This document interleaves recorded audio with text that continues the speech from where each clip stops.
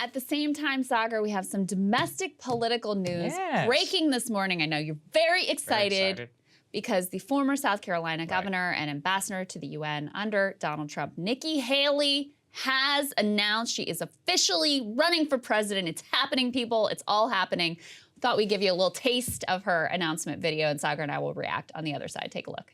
It's a great day in South Carolina. It's a great day. It's a great day. A great day. A great day in South Carolina. We were strong. We were proud. Republicans have lost the popular vote in 7 out of the last 8 presidential elections. That has to change. Joe Biden's record is abysmal, but that shouldn't come as a surprise. The Washington establishment has failed us over and over and over again. It's time for a new generation of leadership. You should know this about me. I don't put up with bullies. And when you kick back, it hurts them more if you're wearing heels. I'm Nikki Haley, and I'm running for president. Oh my God.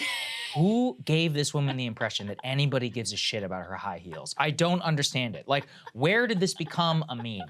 And look, sadly, I actually do know the answer. There is a group of cringe girl boss, conservative, feminist, anti-feminist more types on Twitter who are like, you go, Nikki, whenever they all thought that stupid ass photo of her raising her hand was like some great big own towards Russia and China. Look, I don't know what to even say. I'm glad the brown ceiling is getting broken. Congratulations. Republicans definitely have their own identity politics. Oh yeah, that's what all this is.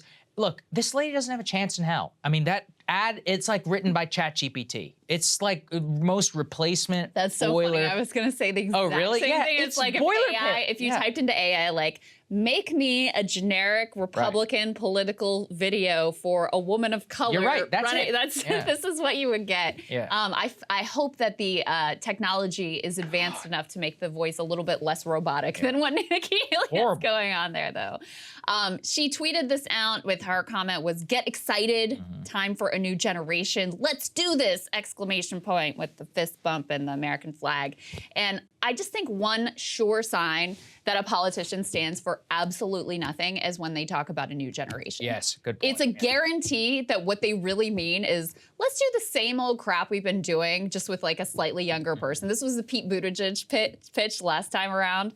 You know, nothing wrong with, like, great to get new blood, all that, whatever. But if you're leaning into my whole case is that my age is different than the person in power, like, you're lacking a lot in terms of like principles and values and actually something different for the country. Nikki Haley is an unreconstructed neoconservative on foreign policy. In 2019, she gave a speech called "Now is not the time to give up on capitalism," where she attacked Josh Hawley and Orrin Cass and a few others, friends of mine, at least in the case of Orrin, specifically for rethinking crazy policies like maybe hedge funds are bad, maybe private equity isn't as good as what it does, and tax cuts for these like filthy rich billionaires aren't the best, most apt policy priority. Maybe that's why the financial billionaire Paul Singer happens to be bankrolling her entire campaign. The man literally cares about 2 things, or 3 things from what I hear. CRT, okay, whatever. You know, I guess we can be fine on that one.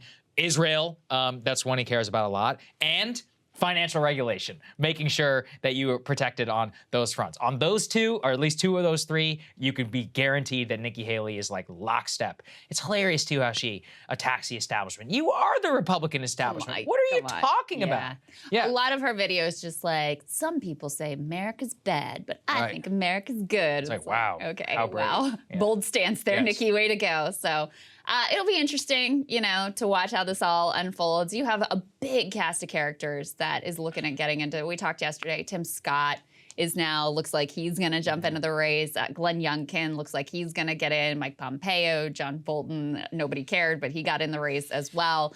Mike Pence, obviously, and Ron DeSantis as the only one of them that has any real chance at this whole thing. But the thing that I'm fascinated with is how they're all going to approach Trump, right? I mean, clearly her line here about like, it's time for a new generation, and she makes that comment about, you know, we've been losing the popular vote, which even that, I mean, you're dealing with a Republican base that 70% to 70% of them thinks that the 2020 election was stolen. So they don't even agree with you there, number one.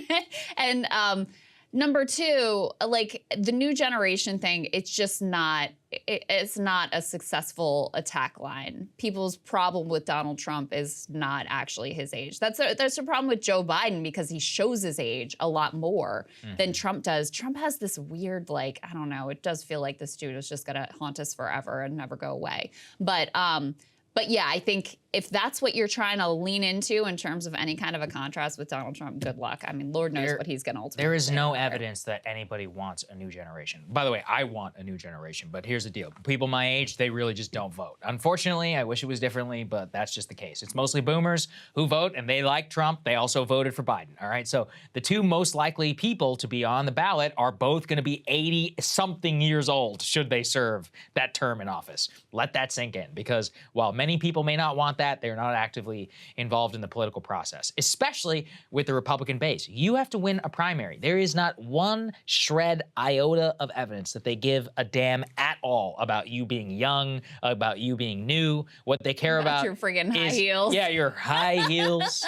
I don't think they particularly, they don't never seem to have cared before. What they do care about is your ability to piss off the press and the Republican establishment. Now, that's why Ron DeSantis has an actual chance, because the press hates him. And look, the Republican establishment, not so much, but at least they haven't come out, full force behind him yet. That's why Trump won the election. So look, she doesn't have a chance. This will be a fun way to watch Paul Singer waste his money. I guess, at least it will go into the hands of well-heeled political consultants here in Washington. But it's pathetic, and we will only likely see more of this as Tim Scott and Mike Pompeo and all these other narcissists think that any of us care about them at all. Yeah. Well said, my friend. All right. Okay. We'll see you later.